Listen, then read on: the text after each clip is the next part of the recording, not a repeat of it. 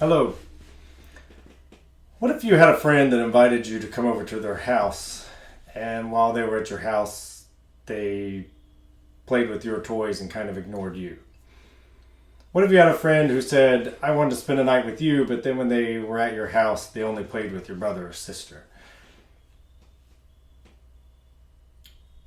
What about a man who marries a woman and the woman says she only loved him because he was rich? When it comes to arguments, intellectual arguments, or rational arguments for the existence of God, we have very reasonable arguments for the existence of God. There are also reasonable arguments against the existence of God, the most powerful one being the problem of evil. If an all-good God exists, then evil wouldn't exist. Evil exists, therefore there is no all-good, powerful God. It seems as though the world in which we live has arguments for the existence of God and arguments against the existence of God, and both of them are reasonable and rational. What world does that make sense in? If it's true that there is no God, then why is there reasonable arguments saying that there might be? Well, if there is a God, and a God who wants you to come spend the night at his house, not because you want to play with his brothers or sisters, but because you want to play with him, he might play a game of somewhat hard to get.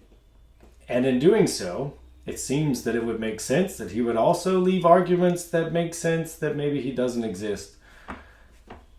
Have you ever tried to play hard to get? My kids do this to me sometimes. I say something like, hey, what are you doing? Oh, leave me alone, right? And then when I come love on them, they're happy to be loved on.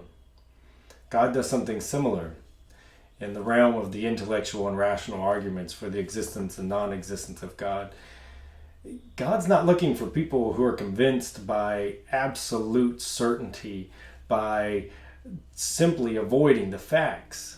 But God creates a world in which there's an argument for both sides, and he's asking you to pick.